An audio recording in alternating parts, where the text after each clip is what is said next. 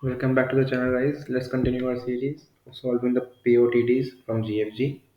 So today's problem title is max sum without adjacents. Let's look what does the problem say. It says given an array ARR of size n containing positive integers, find the maximum sum of any possible subsequence such that no two numbers in the subsequence should be adjacent in array ARR. So it is a simple recursion problem. What we are given an array ARR,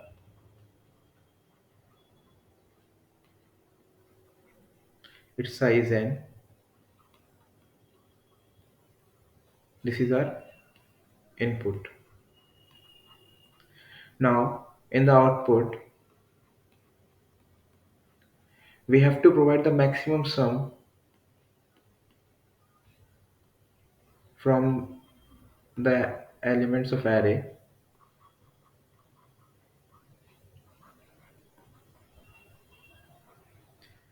such that no two elements are adjacent. What does it mean to say? Like if in our sum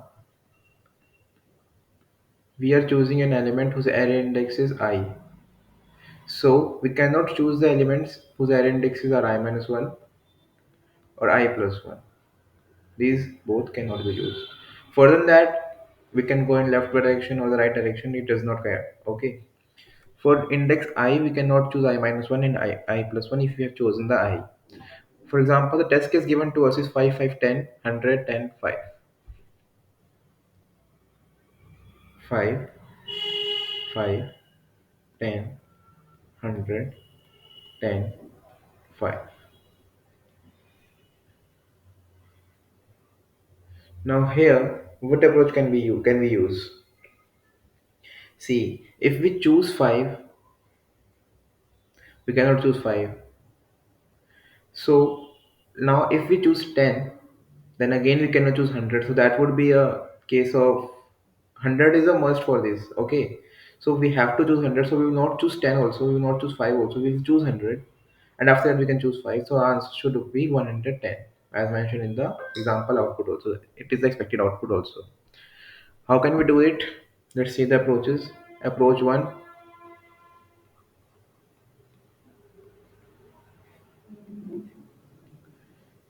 generate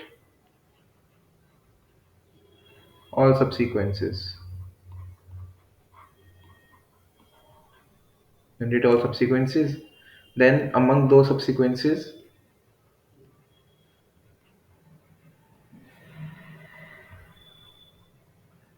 choose the one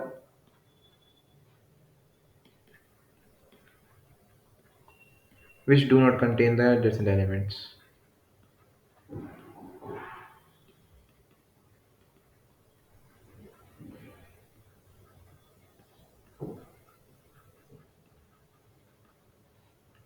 After that, in the third point, among those chosen subsequences,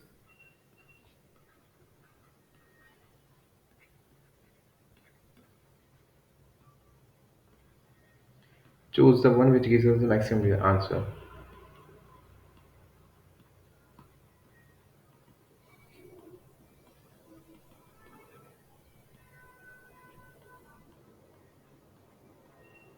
Fairly simple, but it is a brute force approach.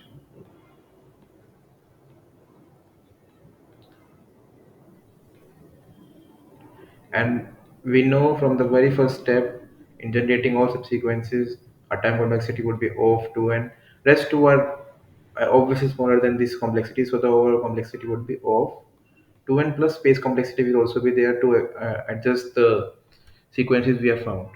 What would be a better approach? Better approach would be to use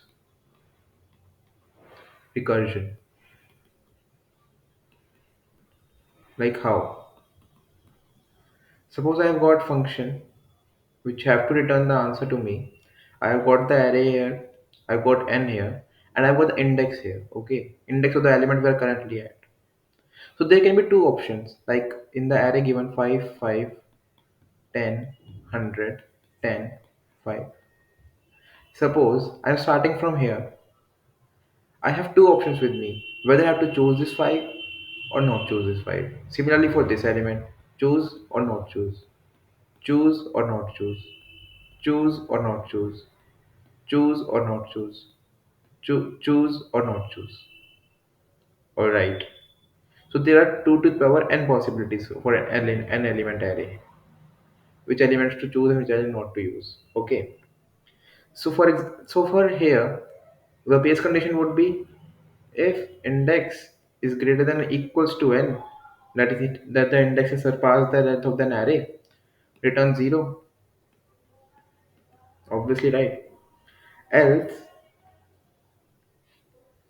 take two sub cases: take and not take.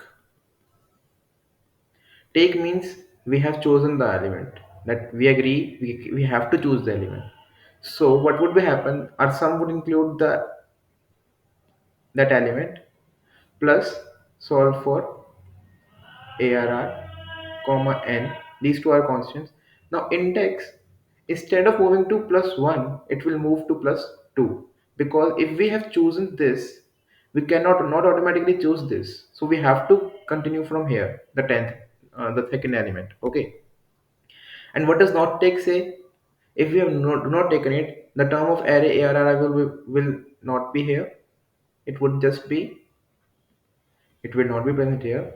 It would just be solve for ARR and index plus, say it with me, 1, because if we have not chosen 5, there is a possibility that we choose another element which is just in front of it.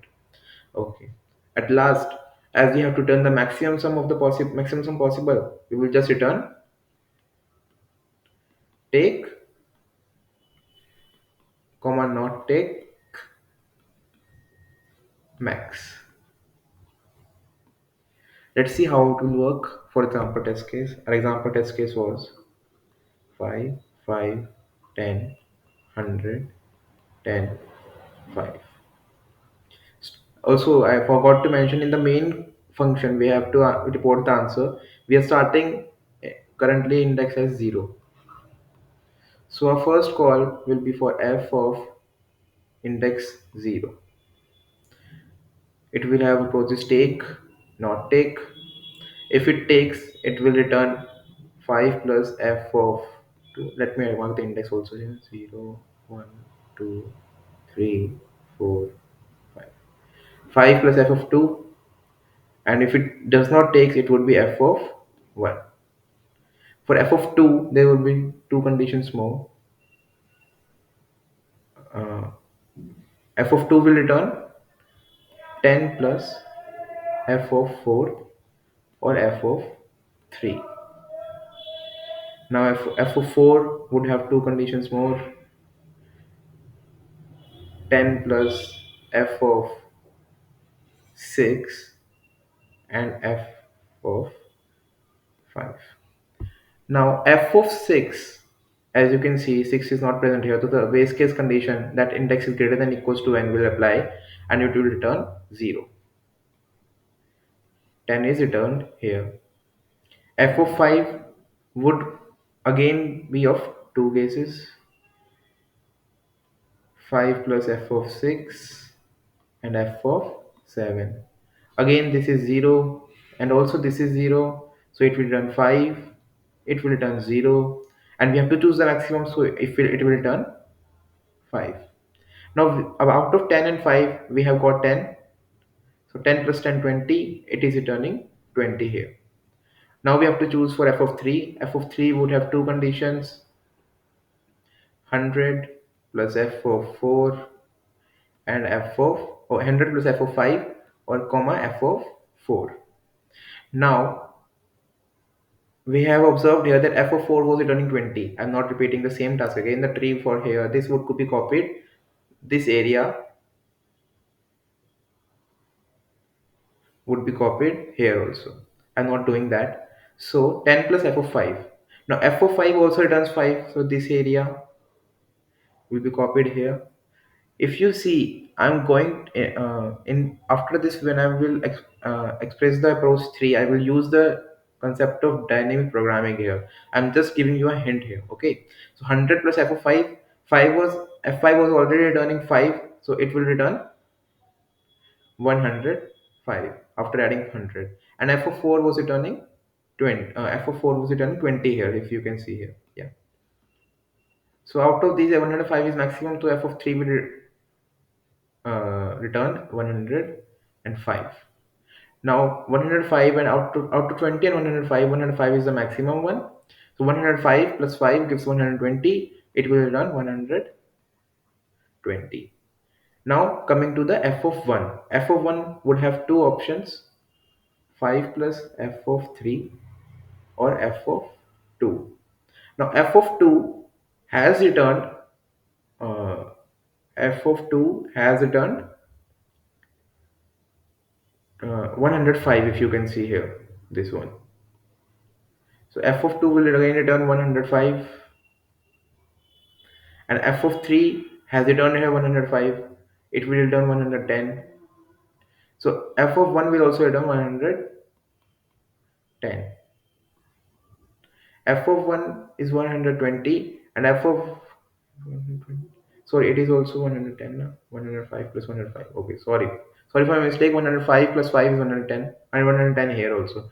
F of 0 has both the options same, 110 comma 110. So the answer would be 110. I'm explaining to you once again. We had 5, 5, 10, 100, 10. Okay, this was the example test case, right? 5, 5, 10, 100, 10, and at last 5. We called for f of 0. It would make two calls: one for take, one for not take. Take would include 5 plus f of 2, and not take would just go to the next index. Similarly, f of 2 again has two choices: 10 plus f of 4, index plus 2, or f of 3. Here also it has two choices: f of 1 is 5 plus f of 3, and f of 2. Now f of 2 is coming here also and here also. So we use the calculation of f of 2 we observed above, and used it here instead of drawing a subtree again. Okay. So let's see how does the recursion works in the coding area. In the coding area, we are given the pointer form of array. So let me say that int index equals to 0. I have initialized the index as 0. Now int answer equals to solve for arr n and int. Okay. Now I have to define the function solve here. Wait, just a minute. Int star arr int n and int. Okay. The base condition was if n is greater than equals to n, return, return 0. If the array's end is reached, we cannot return any element. We are returning the 0 only. Otherwise, there are two cases: in take and int not take. Take would say I'm taking array of element plus I'm solving for the element at index plus 2 position, arr n index plus 2. And not thing is saying that I'm not taking the element, I'm not adding the element to the sum, I'm just moving to the index just after it at the consecutive element. Okay. At last, because we have to return maximum sum, we are returning the max of take or not take.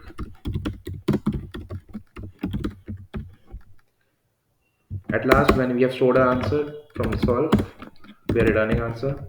See if it works to compile and run.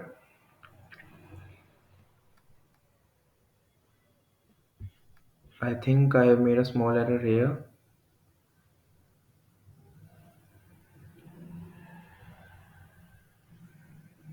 Oh, spelling of return was not fine. Let me check again. Hope it works now. Sorry for. It should be end instead of I. Sorry, because of taking I most commonly, I've got a habit of applying I. Yeah. So expected output and our output is same 110. Let's try and submit here.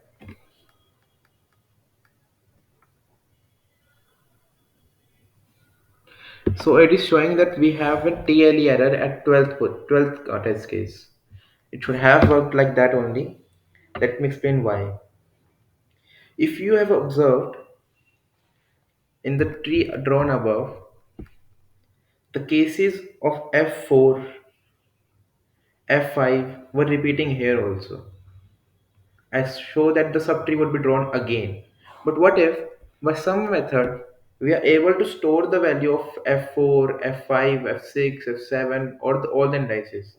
Wouldn't that just break the problem down? Like what I'm saying is the test case given to us was 5, 5, 10, 5, 100, 10, 5. Was this the condition? 5, 5, 10, 100. Sorry, this 5 was not here. Okay.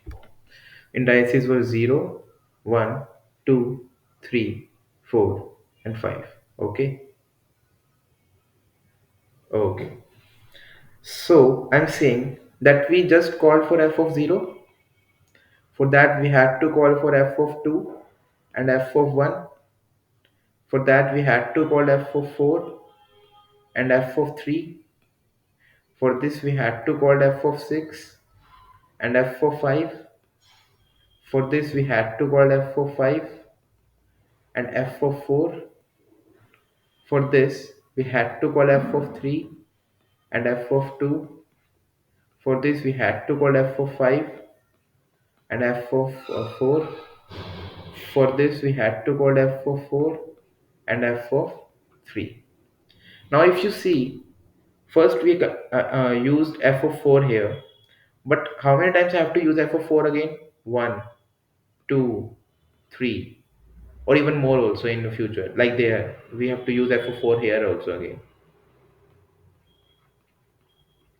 Similarly for the 5 you have to use 1, 2, 3, 4, and again here also. So we have to calculate the already calculated tree again and again, again and again, again and again. What if I just make an array of same length? Here it was length 6. 1, 2, 3, 4, 5, and 6. Initialize them with -1. Like there was no data stored here. Okay. Now, when I've got F4, I just calculate the F4 and put it here. Like indices of 0, 1, 2, 3, 4, 5. I have got F4, like value was X. Okay. I stored X here instead of -1. Okay. Now, whenever I will require 4, like here we require 4, F of 4 again. So instead of calculating F of 4 direct through the longer route, we just use the value we already have stored. Similarly for f of 5, like it gives y, okay? So we are storing y here. And in future, whenever we have to use f of 5, we can just use y value instead of calculating the tree again. For that, we have to use dp. This method, this usage of the dp array is known as dynamic programming, where we are memorizing the terms we have calculated earlier to save our time. So let's code it down. This would not take much time and much effort also. We declare a vector of dp. Size should be same or +1 also we can use. There is no harm in that. Send dp array by reference in the function, because we need to show the changes. We need to reflect the changes in the original array also. We are using it by reference. Here also, whenever we are using it, and when we are updating the value, just do dp of that index to be equal to this. Also, just I said, if dp int is not equals to -1. That is, if the value has been substituted by against something instead of -1, return that value. And because we are using return here, if the state if statement is executed, it will not go here. It will just return the value from here, and the computation type will be solved. Let's see if we have not committed any error here.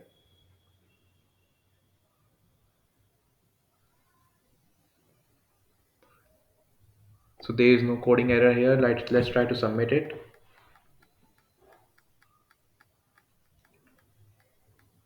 It has been successfully submitted. A current streak is 2 days. Thank you very much, guys, for watching the video. Hope you liked it. Please don't forget to like and subscribe. See you again in the next video.